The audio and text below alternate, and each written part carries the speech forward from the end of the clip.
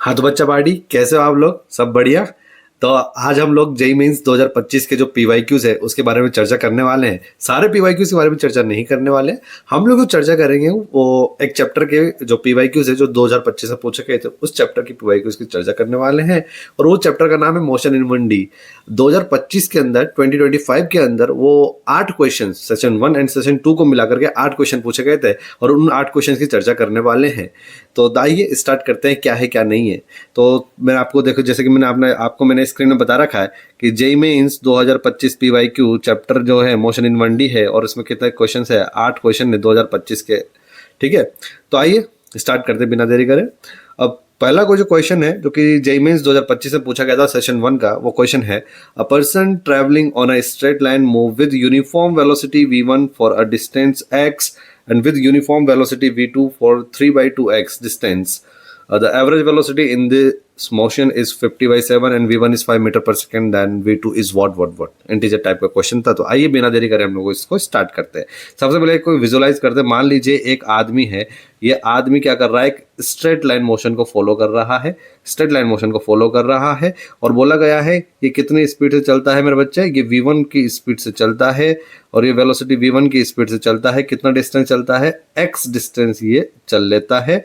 And और फिर बोला गया है क्वेश्चन के अंदर यूनिफॉर्म वेलोसिटी v2, फिर ये v2 की स्पीड से चलता है, ये v2 की स्पीड से चलता है। कितना डिस्टेंस चलता है? ये 3/2x डिस्टेंस चलता है। तो आपको इसकी एवरेज स्पीड फाइंड आउट करनी है कि इसकी एवरेज स्पीड क्या होगी। तो आइए, तो एवरेज स्पीड फाइंड आउट करने के लिए हमारे पास एक नॉर्मल सा फॉर्मूला होता है।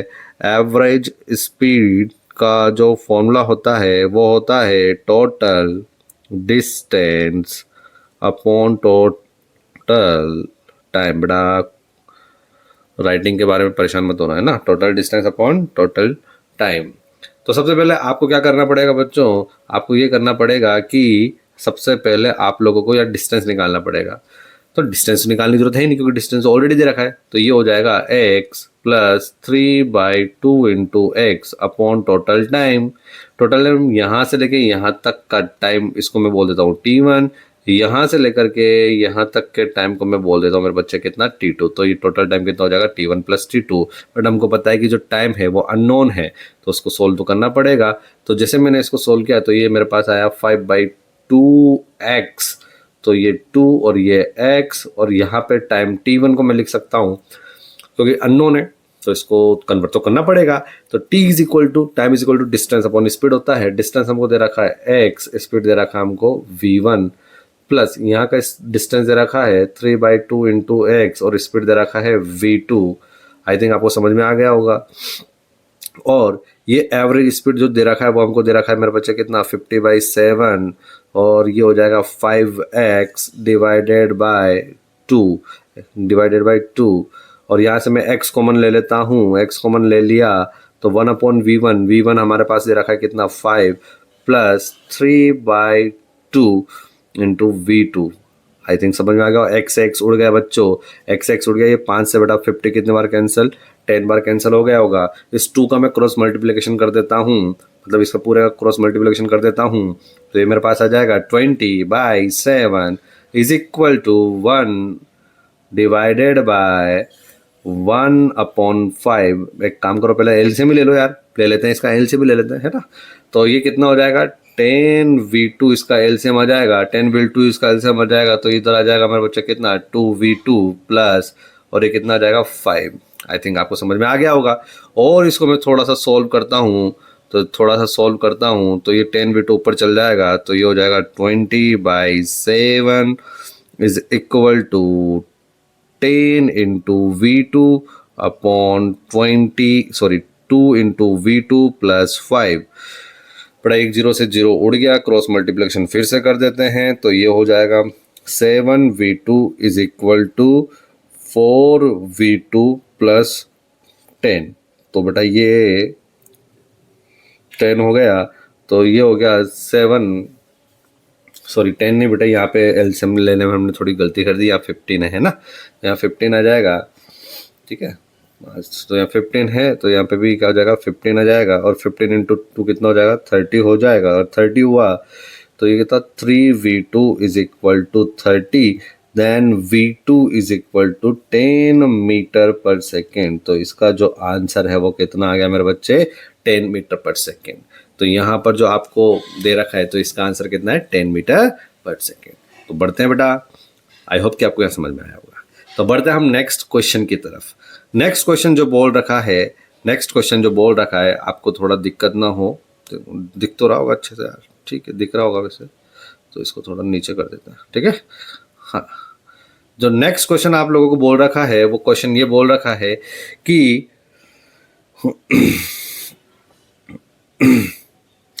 a particle move along the x-axis and has its displacement x varying the time t according to equation। ओ भाई, तो हमको जो इक्वेशन दे रखी है वो इक्वेशन ये है भाई, ये हमको एक इक्वेशन दे रखी है। क्या इक्वेशन दे रखी है, x is equal to C not bracket में T square minus 2 plus C into T minus 2 का होल स्क्वायर, ठीक है। जहाँ पे C not and C constant है, which of the following statement is correct. यहाँ पे बेटा मैंने ऑप्शन बी, ऑप्शन सी और ऑप्शन डी जो है मैंने नहीं लिखे हैं। क्यों नहीं लिखे समझ गए होंगे, क्योंकि आंसर ही फर्स्ट है और वो इतना इजी तरीके से निकल के आएगा कि क्या बताऊँ। 2025 में पूछा गया था। तो आइए स्टार्ट करते हैं। आपको जो पोजीशन दे रखी है वो पोजीशन दे रखी है x is equal to C not bracket में टी स्क्वायर माइनस के 2 प्लस सी ब्रैकेट में टी माइनस 2 का होल स्क्वायर। बेटा सबसे पहले वेलोसिटी निकालनी पड़ेगी, तो वेलोसिटी निकालने के लिए आप इस x का डिफरेंशिएट कर दो t के रिस्पेक्ट में। So this is velocity is equal to C not constant है, बाहर आ गया। फिर टी स्क्वायर माइनस 2 का करेंगे, तो टी स्क्वायर का कितना हो जाएगा, 2t हो जाएगा, माइनस 2 का 0 हो जाएगा जो मैं लिख नहीं रहा हूँ, प्लस सी। और बेटा सबसे पहले यहाँ पे पावर का होगा, t माइनस 2 का होल स्क्वायर है ना, तो सबसे पहले पावर का होगा, तो इंटू टी माइनस 2, फिर बाकी टी का तो कितना हो जाएगा, 1 हो जाएगा। तो वेलोसिटी हमारे पास जो आई है वो 2 C naught into T plus 2 C bracket में आ जाएगा टी माइनस 2, ये आया बेटा, ठीक है। लेकिन हमको क्या पूछा गया है, which of the following statement is correct, मतलब बाकी सब में भी एक्सेलरेशन था, तो इसका मतलब हमको एक्सेलरेशन यहाँ पे फाइंड आउट करना है, ठीक है। तो एक्सेलरेशन निकालने का मतलब क्या होता है, फिर से वेलोसिटी का आपको क्या करना है, डिफरेंशिएशन करना है। तो वेलोसिटी का डिफरेंशिएशन करोगे बेटा 2 सी नॉट तो कांस्टेंट आ गया, और टी के रेस्पेक्ट में 1 हो जाएगा, प्लस और 2 सी कांस्टेंट है, बाकी t माइनस 2 का करेंगे तो t माइनस 2 में से सबसे पहले t का करेंगे तो उसका डिफरेंशिएशन 1 आएगा, और 2 का कितना हो जाएगा, 0। तो 1 इंटू 2c कितना हो जाएगा, 2c हो जाएगा। तो हमारे पास एक्सेलरेशन कितना आ गया मेरे बच्चे, 2c नॉट प्लस 2c। तो हम यहाँ पे आप देख सकते हैं जो ऑप्शन 1 है, ऑप्शन ए, वो ही हमारा करेक्ट है। इसलिए मैंने बाकी सारे ऑप्शन नहीं लिखे, ठीक है ना। तो आई होप कि आपको चीज़ समझ में आएगी। इतना टफ क्वेश्चन नहीं था, इतना ईजी क्वेश्चन है, एकदम नीट में भी नहीं पूछते ऐसा क्वेश्चन, मतलब नीट जैसा ही क्वेश्चन था ये। मुझे नहीं लगता इसमें कोई दिक्कत आई होगी, ठीक है। तो मैंने आपको देखो यहाँ पे पहले से लिख रखा है कि ये कौन सा क्वेश्चन है, इजी क्वेश्चन है, ठीक है। आगे बढ़ते बच्चों, नेक्स्ट क्वेश्चन की तरफ बढ़ते हैं बच्चों। नेक्स्ट क्वेश्चन तो नेक्स्ट क्वेश्चन ये है नेक्स्ट क्वेश्चन क्या है बच्चों, नेक्स्ट क्वेश्चन ये है, an object with mass 500 gram move along x axis with speed. मान लीजिए कोई आपका एक ऑब्जेक्ट है, मान लीजिए सरफेस है, यहाँ पे कोई एक ऑब्जेक्ट है, इसका मास आपको दे रखा है 500 ग्राम दे रखा है, और ये एक्स एक्सिस के अलोंग मूव करती है कितनी स्पीड के साथ, ये 4√x मीटर पर सेकेंड के साथ।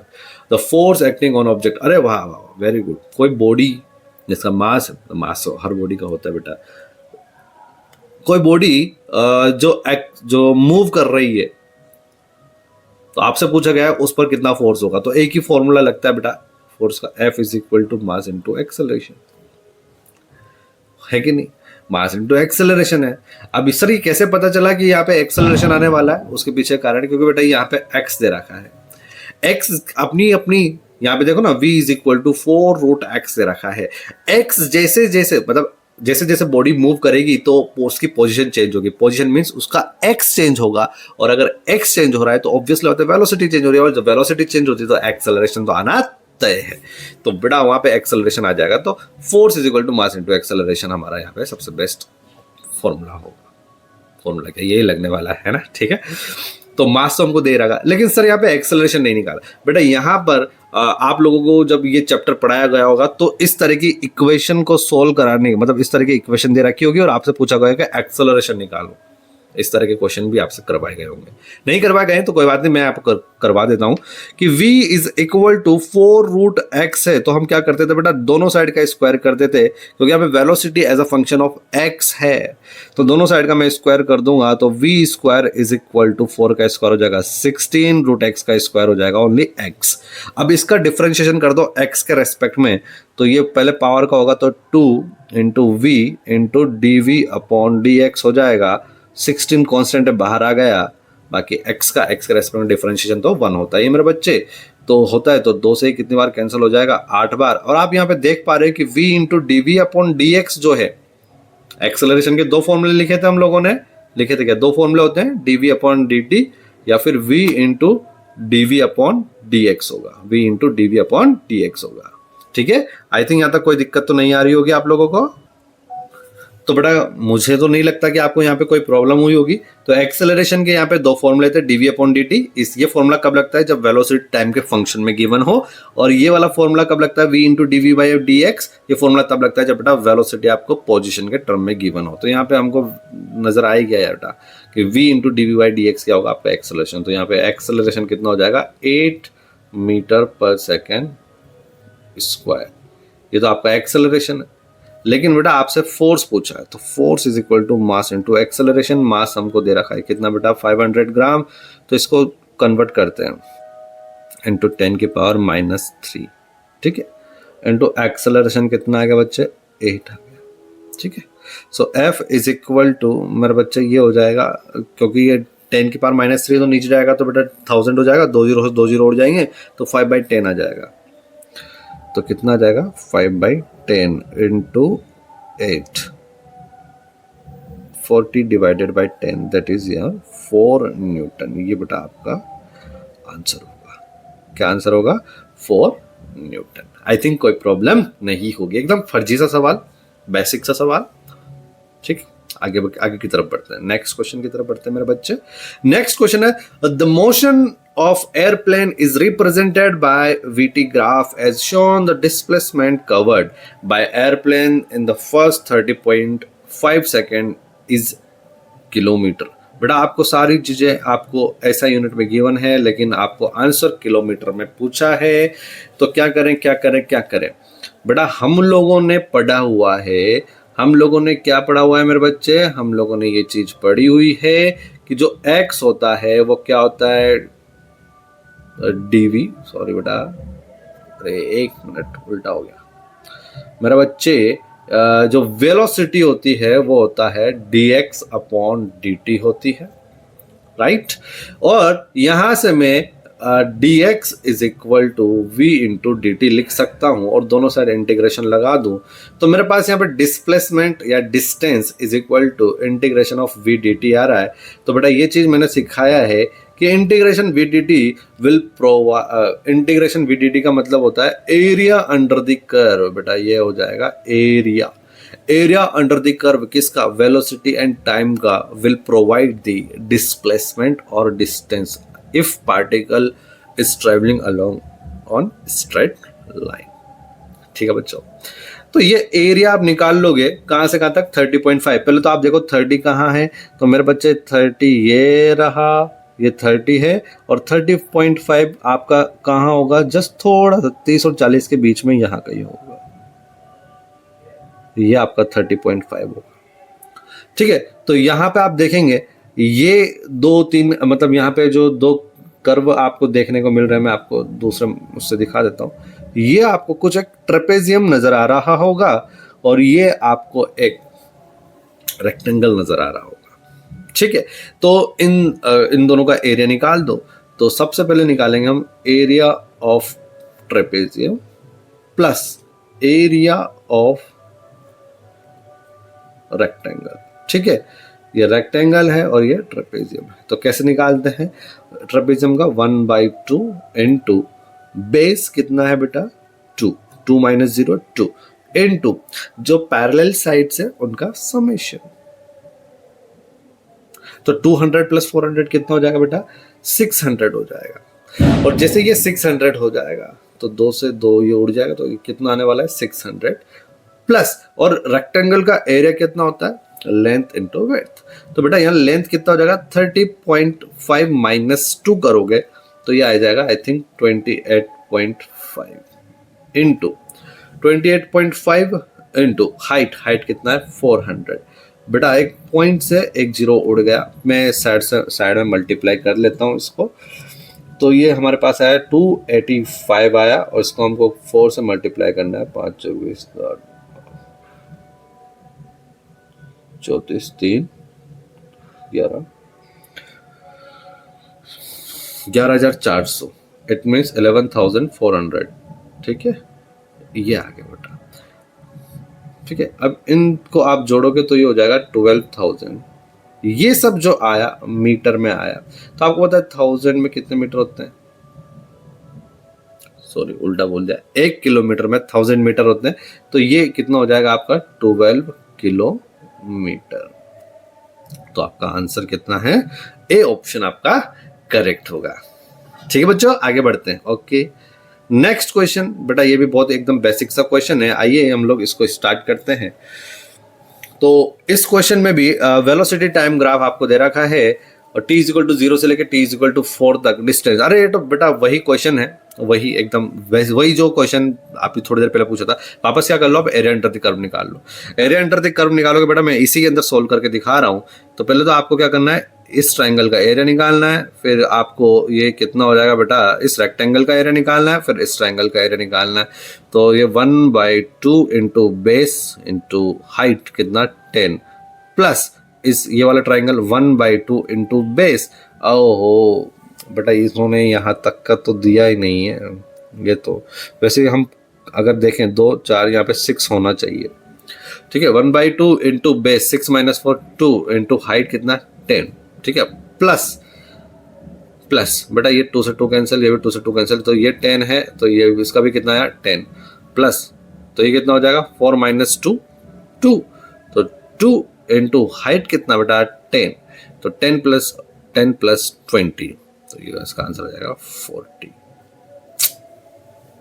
इसका आंसर कितना आ जाएगा बेटा 40 आ जाएगा। देखो ना आप, 1/2 इंटू बेस कितना है 2 इंटू हाइट कितनी है 10 प्लस इस वाले के लिए मैंने यहाँ पे सोल्व किया 1/2 इंटू बेस कितना है 6 माइनस 4 2 इंटू हाइट कितनी है 10, है ना। फिर उसके बाद अपन ने इसका रेक्टेंगल का लेंथ इंटू विड्थ, तो लेंथ कितना 4 minus 2 that is your 2 into height कितना 10, तो 20 प्लस 10 प्लस 10 40 इसका आंसर होगा। आई थिंक आपको यहाँ तक क्लियरली समझ में आ गया होगा, कोई दिक्कत नहीं है। चलो बहुत बढ़िया बेटा, कोई दिक्कत नहीं है। तो नेक्स्ट क्वेश्चन की तरफ हम लोग बढ़ते हैं। तो नेक्स्ट क्वेश्चन क्या है समझते हैं। ठीक है, आइए बड़ा, यहाँ पे displacement x versus time curve आपको गिवन है यहाँ से यहाँ तक। तो आपसे पूछा गया है 4 ऑप्शन, सॉरी 4 ऑप्शन नहीं है बेटा, ये आपको दे रखा है कितना ABCDE ऑप्शन दे रखा है, और choose the correct answer from the option given below.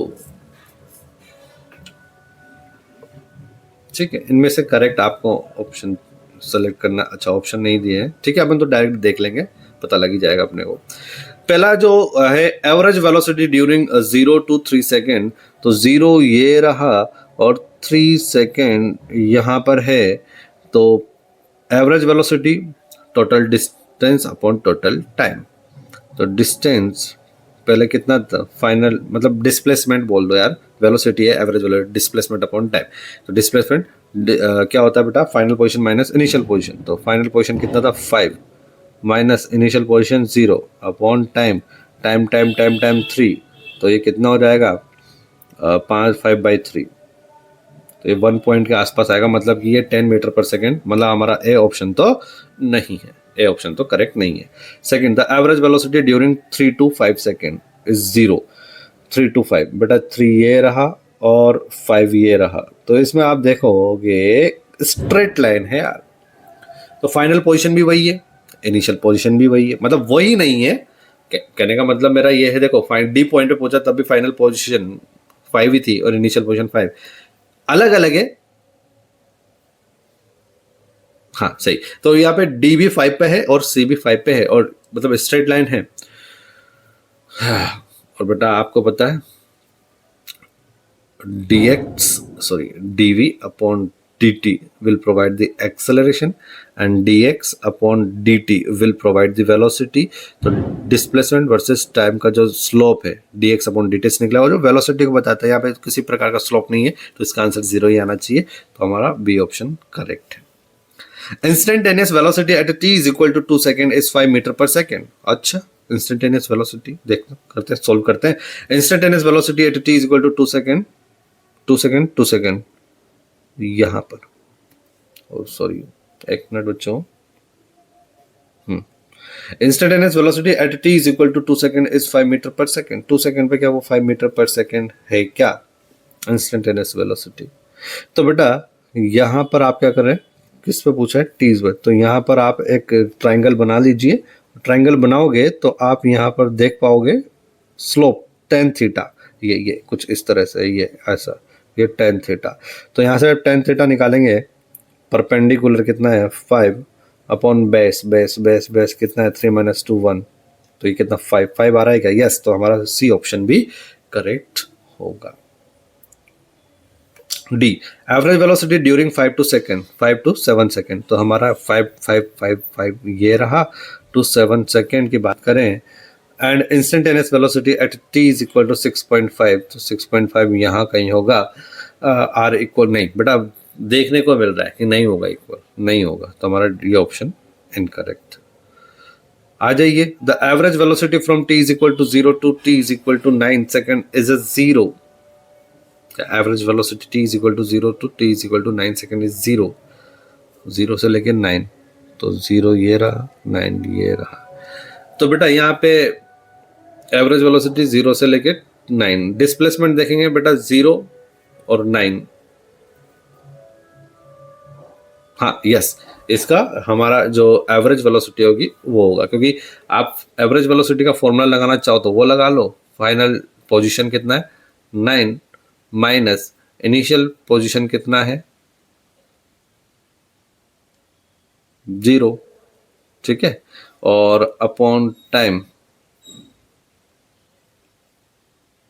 9, that is 9 से कैंसिल हो जाएगा, तो ये तो 1 आ रहा है। तो यहाँ पे गड़बड़ हो रही है बेटा, मैं एक मिनट चेक करना पड़ेगा अपने को।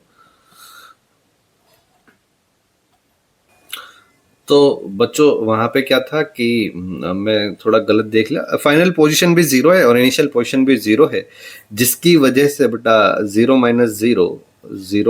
0 अपॉन 9, तो आंसर कितना रहा है 0। तो हमारा ऑप्शन ई भी क्या होगा, करेक्ट होगा। ठीक है, आई थिंक आपको यहाँ तक सारी चीजें समझ में आई होंगी। नेक्स्ट क्वेश्चन की तरफ बढ़ते हैं बेटा। नेक्स्ट क्वेश्चन है, और ये भी बेटा आपका 2025 में सेशन 2 में ही पूछा गया था। विच of the following curve possible represented one dimensional motion of particle, one dimensional motion, इनमें से कौन सा करेक्ट है? तो बेटा देखो पहला वाला तो मेरे को डायरेक्ट नजर आ रहा है कि पहला वाला तो हमारा वन डायमेंशनल मोशन करेक्ट होगा कि नहीं होगा? होगा बेटा, करेक्ट होगा। कैसे करेक्ट होगा? क्योंकि ये फेज वर्सेस टाइम के बीच में कर्व है, तो फाइव इज इक्वल टू क्या होता है के इंटू टी प्लस कॉन्स्टेंट सी होता है। तो यहाँ 5 की पावर भी 1 है और t की पावर भी क्या होता है 1 है, तो it's an equation of straight line. It means ये हमारा करेक्ट है, मतलब 1D है, 1D मोशन। सेकेंड वाली पे आ जाओ बेटा, ये तो v square plus x square is equal to constant, v square plus x square is equal to constant, तो ये इक्वेशन भी कौन सी है बेटा 1D की ही होगी। ठीक है, अच्छा आगे की तरफ बढ़ते हैं। अरे कांस्टेंट है, ये एक्स स्क्वायर को उधर ले जाओ, ठीक है। अच्छा तो यहाँ पे देखें नेक्स्ट ऑप्शन सी में वेलोसिटी वर्सेस टाइम, यहाँ पे आप देख सकते हैं कि इस जगह से लेकर के आप जैसे जैसे आप इस साइड जा रहे हैं तो यहाँ पे पूरा टाइम क्या है नेगेटिव, और टाइम नेगेटिव नहीं हो सकता, तो सी ऑप्शन नहीं होगा। ए ऑप्शन करेक्ट है, बी ऑप्शन करेक्ट है, और डी तो बेटा वो दिख ही रहा है डिस्टेंस अपॉन टाइम, ये तो स्ट्रेट लाइन होगा ही होगा। ठीक है, तो हमारा कौन कौन सा ऑप्शन करेक्ट होगा, A B and D correct होगा। नेक्स्ट एक लास्ट क्वेश्चन है जो हमारा वो पूछा गया है एक पार्टिकल है जो सर्कुलर पाथ पे फॉलो करता है और मोशन कर रहा है, ए फिर बी की तरफ गया, फिर बी से वापस ए की तरफ गया, फिर वापस बी की तरफ गया। तो बेटा ये डिस्प्लेसमेंट तो बेटा initial position to final position ये होने वाला है, इट मीन्स डिस्प्लेसमेंट तो 2r होने वाला है। तो 2r देख लो कौन कौन से ऑप्शन में, थर्ड ऑप्शन में और फर्स्ट ऑप्शन में, ये दोनों ऑप्शन तो हम से नेग्लेक्ट हो गए, ठीक है। अब आ जाइए, डिस्प्लेसमेंट तो 2r है और डिस्टेंस की अगर मैं बात करूं, तो डिस्टेंस कैसे निकालेंगे? सबसे पहले आप ए से बी गए, फिर बी से वापस आप ए गए, तो ये तो हो गया 2πr। फिर ए से वापस आप कहाँ गए? बी, तो ये हो गया बेटा डिस्टेंस 2πr प्लस 2πr का फिर आप आधा चले plus πr, that is your 3πr। It means कौन सा option? First option is correct होगा, थर्ड ऑप्शन भी इनकरेक्ट। तो बेटा बच्चा ये तो मैंने आप लोगों को जेई मेंस के चैप्टर 1 मोशन इन 1D के 2025 में पूछने वाला है सवाल मैंने आपको सॉल्व करवा दिए।